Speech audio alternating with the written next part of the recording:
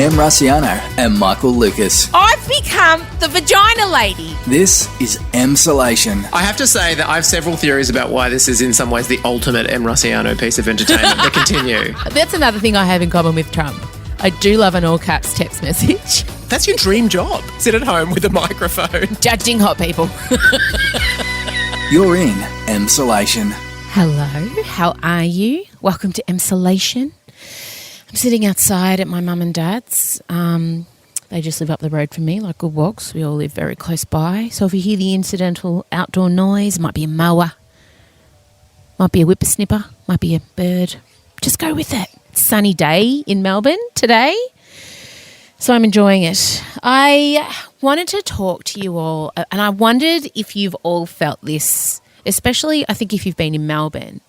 I realised over the last few days that I've actually been holding my breath. I have spent this year, since this all happened, probably February, making sure that everyone around me was moving forward, that we had things to focus on, that money was still coming in. You know, I was hustling, I was making the podcast, I was selling merch, I'm doing the project, I'm still keeping things ticking over, and then also making sure the kids are okay and that they've got things to do, and that, the homeschooling was good and all the stuff. And I didn't dare stop down ever once to kind of check in with myself. I mean, I did a couple of times, but I just wanted to make sure that the momentum kept going. And I think because now we're back to a little bit of normality, I think finally my brain and body just exhaled, and I realised how much deficit I was in. I'm in an energy deficit. I'm in a care factor deficit. I'm in a love deficit. I am exhausted. I'm completely spent. I was wandering around saying out loud, what's wrong with me? Why am I so tired? I wake up feeling tired. And then I have a million coffees and I function on adrenaline, and I get stuff done in the middle of the day, and I'm exercising and I'm trying to keep everything going. But I'm just so tired. And then I think about, okay, well, you need to have a break. You need to actually stop doing everything and just rest. But I have built up this ridiculous house of cards around me that if I stop, everything stops. Because I like to control everything, because I know how everything works. I know the inner workings of my family. I know the inner workings of my business. And because I'm a small business and it's me and I'm the product, if I stop, the money stops. And that's how we pay all our bills. So the idea of having a break seems impossible, but I also know if I don't actually stop posting on Instagram, stop making the podcast, stop being everything to everyone, if I don't do that soon, it's going to happen and it's going to be out of my hands. I'm just going to break in half. I'm not going to be able to get up one day. So I wonder, and I ask this question of any of you who have figured it out. How do I have a rest and stop everything from falling apart? I'm in a prison of my own making because I do everything and I'm not very good at asking for help. But also I have trained my family to think that they are entitled to my effort. And now I find myself being resentful when they don't acknowledge my effort or thank me or do kind things in return.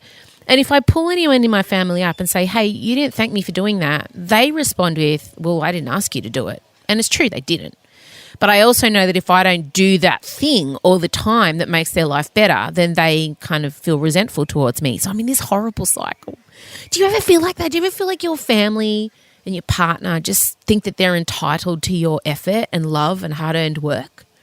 And I know that it's my fault that they feel entitled. I've allowed that to happen. So, yeah, I've just been doing a lot of, it's the end of the year. I'm doing a stock take. How are you guys? Are you feeling that fatigue? And I just don't want anyone to kind of go, 20.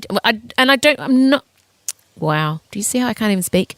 I'm not under the illusion that when the clock strikes midnight on December 31st and 2021 clicks over, that it's going to be any better or different. Like, sure, the pandemic's eased, but I need to make significant changes. And I'm starting with a new psychologist next week. And I have to tell you, I will be very open about, I always seek help straight away. I seek help as soon as I realise things aren't going, I'm not okay. And I'm going to talk to her, and the first thing I'm going to talk to her about is getting into a headspace where I give myself permission to have a rest. So there you go. Even Michael Lucas, poor thing, he's like, oh, I'm so tired. I got up at 5 a.m. And I said, I don't care. I actually said to my best friend in the whole world, sorry, I don't care. I'm sorry, I have no sympathy for you right now. I am out. I'm tapped out. And he laughed, and he's cool, and he understands because he does know, you know, if we're going to have the sleep competition, he understands that I have a 2-year-old human that sleeps on me and I get 2-hour bursts and I haven't had a full night's sleep in a very long time. He knows. So even when he says things to me like I'm so tired, he then always says straight after, but I know. So he knows. But I can't even summon sympathy for my favourite person in the whole world. How's that? Well, speaking of my favourite person in the whole world, let's bring him in. We have a lot to discuss. Melania Trump's Christmas decorations do dominate a lot of this conversation, I warn you. And look, if you have any ideas how to solve this thing, or if you've managed to triumph and clock it, please send me a message. We'll get there. I think everyone gets tired first. Everyone, first week of December, you feel tired, don't you? I'm not the only one. Fuck. All right. Thanks for listening. It's my little download, my little practice therapy session to an audience of just no one, just screaming into the void. But I know that I'm tucked inside your ear. And I know some of you are sitting here now listening going, yeah, Em, I see you, girl. Well, I see you. I bloody see you too. All right. Play the music.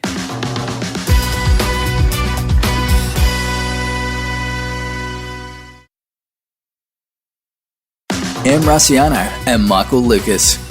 This is Emsolation. All right, well, it's important. It's that time of year. Melania had to do the fucking Christmas decorations again.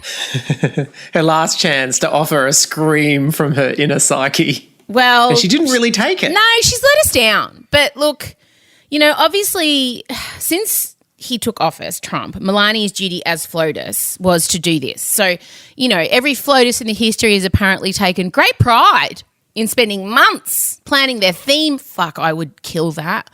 I would kill the White House. I just want to be brought in as the White House Christmas specialist. Like, I want to be flown in to do that whole scenario.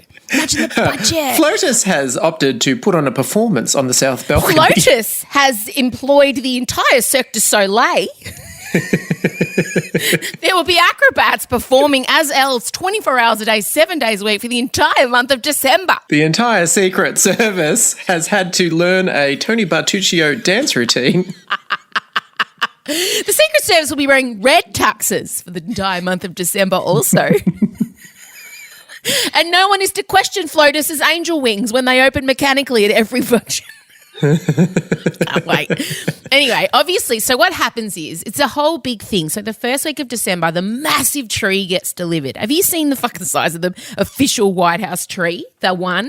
I love it. I feel like Rockefeller Plaza and the White House are the two trees that you look for. Yeah, they're huge. And then obviously a few days later, the theme is unveiled.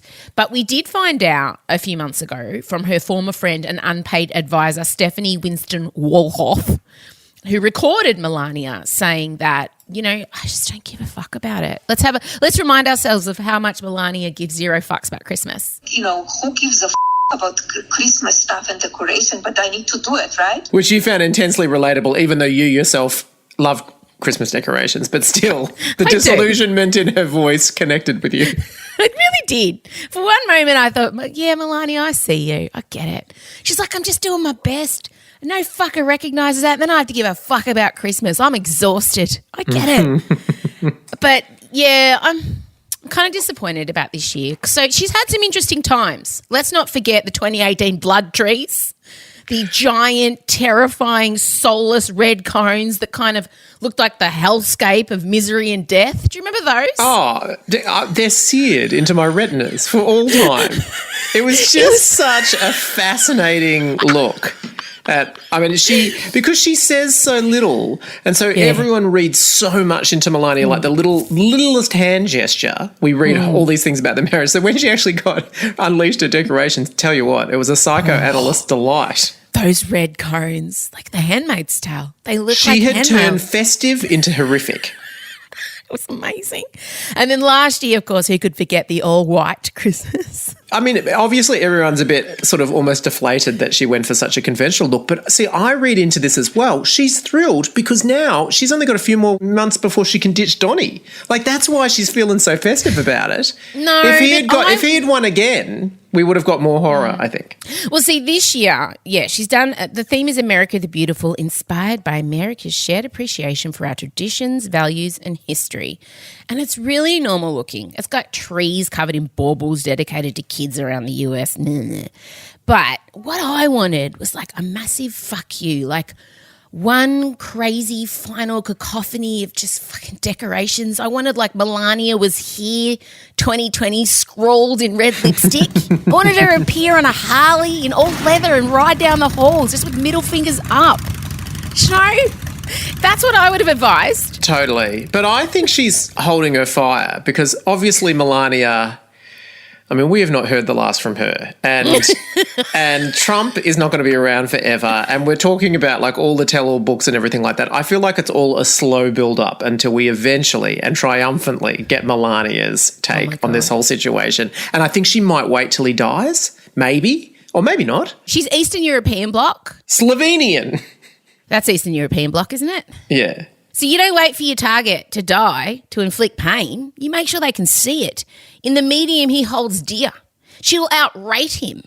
It will be the final insult. You're right, because if she releases the book and he's still around, then the publicity will like exponentially because he'll react to it. And yeah.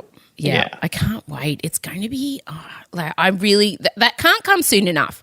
Melania's sit down, and who do we want it to be with? Oprah, Anderson Cooper. Who do we want? Oprah. Oh God! I mean, who's going to do it? Like, what's her name? What's the 1,000-year-old woman with the severe blonde bob who's been Barbara Walters? Yeah, she's good. She's good. Who do we want? Remember when Trump did the town hall and there was that really like chipper woman who kept asking him really brutal questions? She was pretty good. She looked like Lori Loughlin from Full House, but then every once in a while she was just asking these sort of devastating things. I feel like Oprah is too loyal to Michelle Obama. I don't know why I'm drawing that. No way. You don't think? Oprah Winfrey has killer instincts. She has You know who I would take instincts. Gail as well, because remember when she interviewed R. Kelly and she was like, Robert. And they ended up buried in debt. Robert, we have to have a conversation. Really, I don't want you just ranting at the camera. That was a famous interview. I think she would probably be the best. She's the right mixture of hard ass, but also lulls you into opening up. Oh, my God. Yes, Gail. You know what I love about today's news cycle is that Rudy Giuliani has asked Donald Trump for a preemptive pardon. So he's not sure what he needs a pardon for yet, but he knows he's going to need one.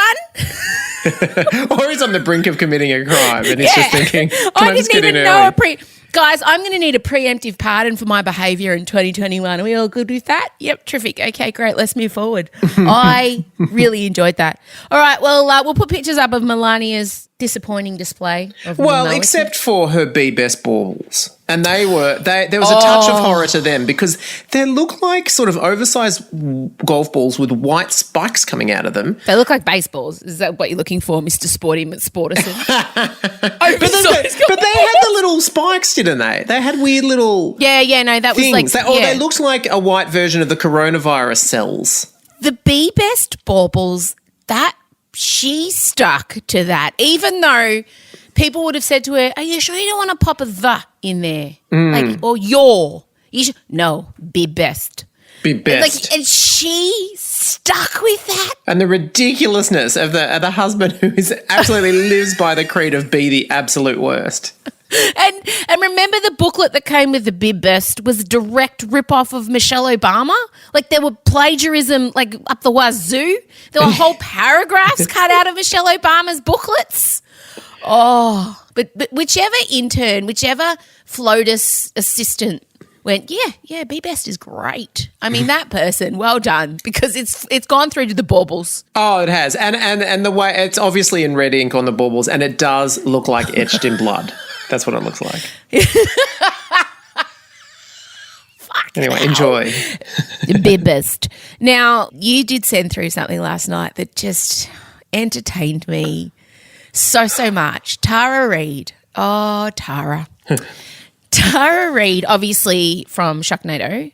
Was she in all the Sharknados? I love that, obviously. You've gone to a real career high point for her. Sorry, was there something better than Sharknado I should be aware of? Generously, look, let's just say she was in American Pie and The Big Lebowski. I mean, she has been in some things that I think Sharknado is more of note. Tara Reid, famous hot mess. How about that? Yeah, that's pretty good. Also known for Celebrity Big Brother 8, which didn't even play in this country, but if you'd seen it. She's 45. Really? How's that? I know. For some reason in my mind, she'll always be a trashy 20-year-old. Absolutely. Oh, we're being told she was in Josie and the Pussycats. Another stellar cinematic entry. She's putting together a new movie called, what is it, Marsha's Mushrooms? Yes, or Masha's Mushrooms. Did you see the film poster with the very convincing black wig that she's wearing? Yes, that's beautiful. She's apparently got 16 films in the works, guys. 16. She self-produces. So first of all, that's when the first alarms ring. It's like when someone says, I'm going to represent myself in my court trial. And then she really felt like she needed another leading lady in her new film, Marsha's Mushrooms, which is the story of a woman who holds a birthday party for her child and accidentally drugs all the guests with mushrooms, and they then have to spend the rest of the film figuring out what's fantasy and what's reality. I went and read the synopsis. Yeah. I'm in. She went about the very professional route of approaching Nicole Kidman via Instagram comments to star. This is so painful, and yet it was just riveting. In the movie alongside her. So Nicole's posted a picture of her dressed up as the woman from The Undoing, which we'll talk about in a sec. It's a classic Nicole in serious actress mode shot. She's on a windswept balcony looking out over an amazing vista, communicating serious actress, serious role, high-end HBO production. 100%. She just looks whimsical and windswept but unbelievably smooth. And Tara Reid has written under this, "You are truly amazing in everything you do. I've been..." Let's just say there's some spelling mistake. It's hard to communicate some of the spelling mistakes, but this is I've gap E-N, a huge fan forever. Yeah. Hopefully one day we can work together soon. I'm producing a movie, Masha's Mushroom. It starring Vivica Fox, Billy Zane, Beverly D'Angelo, myself, Tara Reid.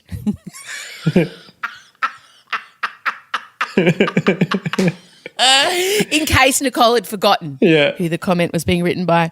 Jade, Jesus, and others. It truly an amazing script. I would love for you to read it. Shoreline and Universal are doing it. It's a franchise of 5 films. If you can follow me so I can tell you more, kindly, Tara. Wow, what a reach out. I mean, there's so many elements of that message. Firstly, I mean, I think the thing that really just blew me away is obviously the whole notion of approaching Nicole Kidman in this way. When surely she knows every catty gay in the Western world looks at Nicole Kidman's comments, has eyes on it. So firstly, you're going into the lion's den. Secondly, I mean, just the notion of approaching anyone professionally in this way, it's a true no-no. And then also, I have to stop at a franchise of 5 films. Like, this is a story about a dinner party where they take mushrooms and can't tell what's real and what's not. How are we going to watch that for 5 films? Well, if the promo poster is anything to go by, it's got terrific special effects. Oh, my God. Everything about this is just, it's very her. It's very on brand for Tara. Remember when she famously posed on the red carpet and didn't realise her nipple was exposed? She said she couldn't feel it. Too much surgery. I mean, my nipples have been sucked dry and are numb also from many mouths feeding from them. I understand. I get it. Sometimes you can slip a nip and not realise. No, not one person told her, though, on that red carpet. Not one person. Tara I think she might have gotten the message about this comment, though, because she has subsequently deleted. Oh, no. Yeah. Oh, but it's so pure. It is so pure. It's a genuine reach out. It was a reach around. I think, I just want to say, just slide into Nicole's DMs. You know why? Because she's got a verified account. And if you've got a verified account, the person will get notified that you've messaged them. Because Instagram ranks you higher than some poor pleb that doesn't have a blue tick. So she could have just just had her manager reach out to Nicole's manager like a normal person. Or, maybe realise that you've starred in Sharknado 137 and perhaps Nicole Kidman is out of your league. I don't know. Oscar winner, one. Emmy winner, like queen of prestige television and art house movies, Nicole Kidman, face of Chanel, is probably not. Maybe not. Just maybe gonna aim do lower. It. Yeah. Like, what about someone like, I don't know, Pamela Anderson? She's great. Yeah, she's probably feels more like affordable. Pamela's sort of where we should be pitching this one. I think so. She's a name. She's And mates with also, Julian Assange. can I just say, if you told me Pamela Anderson starring in 5 films about someone who has a mushrooms trip and doesn't know what's reality, I'm in. 100%. I'd much rather watch her do that than Nicole Kidman. Oh, well, Nicole's... Oh, I worry that Nicole wouldn't be able to kind of emote being high and unsure. I'd be worried. Okay, we've got to talk about The Undoing. Everyone's going on and on and on about it. Even Kim Kardashian is obsessed with it, which she put out a message on her Instagram saying, guys, if I'm in a group chat with you, please don't talk about The Undoing because I'm watching it. And I felt, first of all, like, dude, how many people are you in a group chat with of the 90 million that follow you? Like your fucking sisters and your mum? Just send a text. Maybe she's a very open and responsive communicator. I don't know. So can you give everyone the synopsis of The Undoing if they're unaware? Basically, it's about a woman, a flame-haired, incredibly beautiful, flawless woman, Nicole Kidman, and she's a psychiatrist and happily married to Hugh Grant, who's a doctor, a paediatrician, or cures cancer in kids or something. And there's a grisly murder, and all of a sudden their social circle is all being considered suspects. But then rather quickly it emerges that her husband is the prime suspect. And this runs counter to everything she's ever believed about her marriage. And then over the course of 6 episodes, the investigation closes in and secrets are revealed, twists galore. And it's a massive whodunit. And I think the reason why it sort of caught fire so much is because the audience was genuinely split between a number of different candidates for who was the killer. And so there was a lot of anticipation coming into the finale. It is surprising how weak we all are when we are convinced that we are not. This is what I know. I'm in a room with 2 detectives who are treating me like I'm a suspect. Now, forgive me, isn't this a book? It is a book called You Should Have Known. So didn't people already know the end? Yes, and the book is actually not a whodunit. So they rejigged it for the television show and sort of added in all these red herrings and everything like that to obscure to create a guessing game. And full credit to them, they did it well, because if you were on social media around the time that this finale was going to air, clearly a lot of people had hooked into this question and everyone had a little theory. So everyone's like, there's been a lot of press about people being pissed off about the final, about who actually did it. Is that correct? Yes. That's correct. Right. Now, should we just do a big, I don't know. I don't like the idea of telling people to skip forward in our podcast. Okay, all right. Well, I won't. Can you? Yes, you can do it. You're a clever orator. Yeah. Why, without giving anything away, why are people so up in arms over the final reveal? I'm going to say that once you've watched the ending, it is impossible to talk about the disappointment without giving away. It's actually impossible. What I can say, though, is that when the series began, we all remember, I mean, basically everything on television now is just trying to be Big Little Lies. Everything. Everyone just wants sort of like a super classy, high-end, we're in the world of the rich and there's a murder and what's who, all of that sort of stuff. But the amazing thing, I mean, Big Little Lies was amazing. And what was partially amazing about it was it sucked us in with this sort of juicy, bitchy murder thing. But once we got into it, we realised, holy shit, this is about domestic violence and abuse, and it actually had something to say about all of that. And so it seemed frothy and sort of sensationalist, but then the further you went into it, you realised this is a pretty amazing drama.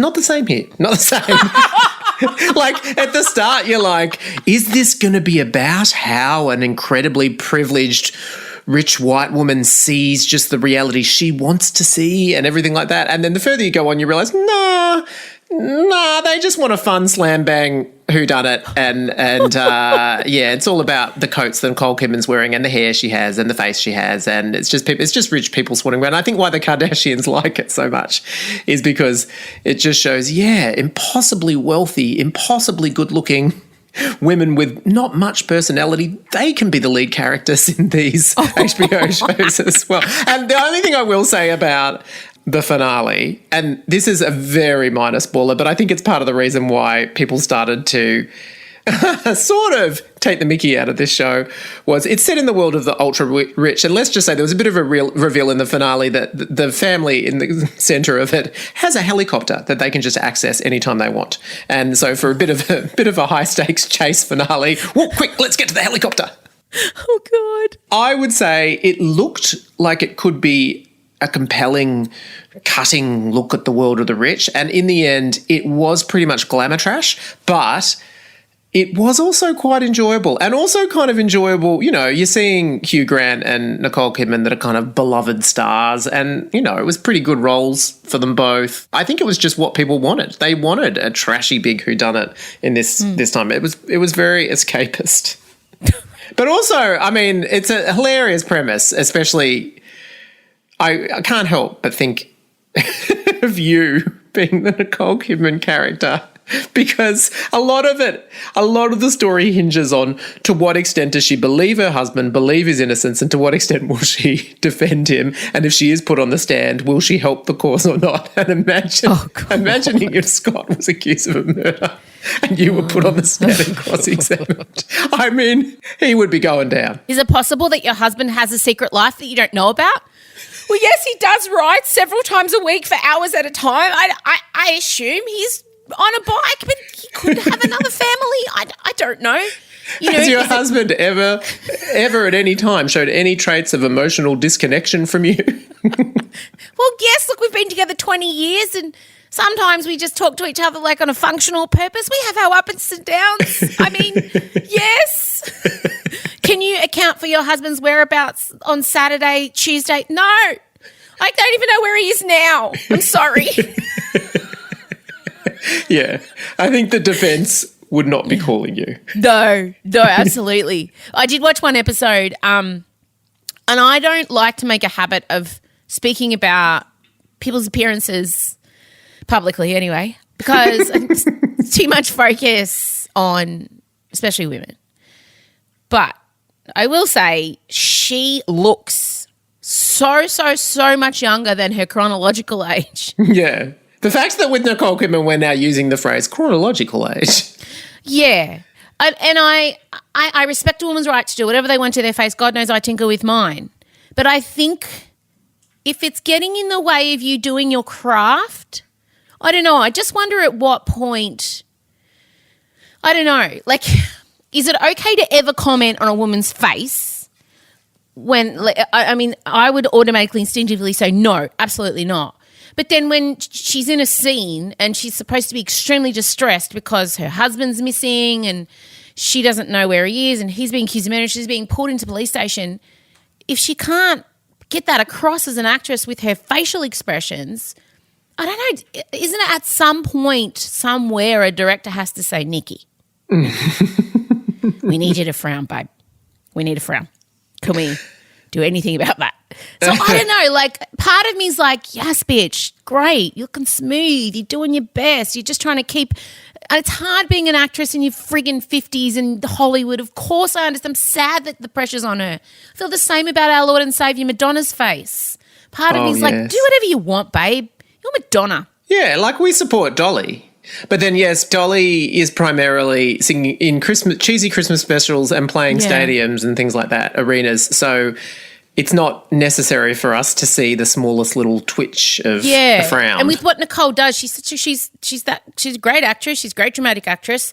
And I just wonder, but then part of me is super cringing that I'm even talking about it. So I just felt really torn watching it. And also, let's keep in mind that these two most famous recent television roles, this and Big Little Lies, she is playing incredibly wealthy women that themselves would have. That's what they would look like. So maybe she's just method acting. Maybe Nikki's just going full Daniel Day-Lewis, getting the whole lot done because that's what a societal New York woman would look like. And shame on me for even bringing it up. And I do feel yuck about it. And I don't want to – and I'm sad that we are in a society where women do feel that pressure to maintain this impossible standard of young to be employable. But, yeah, I did find it – I had to get over myself with how much younger she looked than Hugh, who's only a little few years older than her. Yeah. They're basically the same generation and yet – I think that was what exacerbated it so much in this case is that most of her scenes are with him and he has clearly not had any intervention whatsoever and I would also say has had quite a hard drinking, not a lot of sleep sort of existence. Yeah. Hugh looks like he's been in a rock and roll band for most of his life, let's put it that way. He's gone the other way. I do want to just put it out there for once and for all, we do please try not to comment on a woman's outward appearance, but I'm just being honest, I did find it startling to begin with. But then, whatever, do what you want, babe. Oh, God, it's so complicated. It is so complicated. Look, and she's shown with things like Destroyer, for example, when she played that sort of grizzled cop, and I mean grizzled in every sense of the word. Yeah. That, she can do it. She can change up the look and everything. It's also a directorial choice as well, how they shoot it, and she doesn't they've done a big Nicole throwback wig in this one. And so she's gone pretty much back to Far and Away Nicole or Dead Calm Nicole with the big red mane, and all of these things are directorial choices as well. I mean, my impression of her is that she is someone that truly gives themselves over to whatever a director wants. I was lucky enough to see her work with Baz Luhrmann. Oh, you did? Yes, and she did she gave it. She gave whatever he wanted, she would give. She's in some ways, she's really selfless like that, just gives herself over to it. And that's why I think in some ways, when she's in a great film with a great director, she is spectacular. But if she's not one of those actors that if it's a bad film and a bad director, there are some actors that just they'll still hold themselves together and go through. Nicole Kidman gives herself over to the director that if the director's vision's a bit off, then her performance might be a bit suspect too. Well, have you seen Amy Adams interview Nicole Kidman? Oh, have I ever? It's riveting. And the way they both seem like that same, T-1000 from Terminator 2 style actress. Do you know what I mean? And both commenting of the fact that how have they not played sisters? And true, how? How have they not? There looks like there's such a strong family resemblance between the two of them. Yes. You be the judge if you're going to watch it. It's The Undoing on Foxtel. Yeah, and if you just want a really enjoyable popcorn kind of glamour trash murder mystery with some great stars in it, then enjoy it. Just enjoy it. And no release date yet for Marsha's Mushrooms, but we'll be following the story closely and hopefully scoring some interviews on Emsolation with the leads, which I'm assuming will now be Tara Reid and Nicole Kidman. All right. Have a good day. Have a good day. Bye. Bye. This is Emsolation. All right, that's it. Thank you for listening. Oh, I still feel a bit yucky about talking about Nicole's face. She has a lovely face. She's a very lovely, kind human. I don't know. I wonder if other people I don't know. Oh, I hope you're not disappointed in me for talking about it. I mean, as you heard, I'm conflicted, but it was so obvious. But as Michael said, maybe she was just playing the part. Well, have a wonderful day, whatever you may be doing. I'm still outside at my mum and dad's. Can you hear some sounds? Some birds? Matt, put some birds in case I can't hear birds. The year is drawing to a close. We've got a few more weeks. There's going to be some changes at Emsolation next year, which is exciting. But we'll let you know that in the next few weeks. But thank you to our patrons. I know the money would have come out of your account this week. Quite a few people sometimes cancel before the first of the month. That's okay, I get it. But for those of you who didn't cancel, I appreciate you. The money that comes in really does help me keep this thing going. And next year will be especially important to help keep the podcast going. So have a wonderful day. Shout out to the EMSA-laters and EMSA lovers, to our patrons. I love you. And to everyone else, I love you too. All right, I'm off to seek some me time. Getting my hair done today. Oh, do you know what I have to tell you? I'm on the project on Friday night, tomorrow night, if you're listening on Thursday. The 5th of December. And this is exciting. Okay, so on the project, you've got your main chairs. So you've got your Waleed and Georgie, or Waleed and Carrie. And then you've got Pete's role. He's the comedy chair. And then there's the fourth role, which is the host, another host that kind of switches in and out. Well, Pete's on holidays. So I'm filling in for Pete, the comedy chair, on Friday night, it's my first time. It's a big girl's chair. It's exciting. I'll be coming from Melbourne. I think everyone else comes from Sydney. But I need your support. I need you to laugh along. I need you to all be watching. I'm very excited to do the comedy chair. It's a big deal. Keeping Pete's seat warm. I think Tommy Little does it on Fridays, though. Keeping Tommy's seat warm. The project have been putting a lot of women in that chair this week, which has been fantastic. If you're listening to this before Friday, the 4th of December, watch the project, Channel 10. If you're not in Australia, this means nothing to you, but just know your girl's moving up in the world.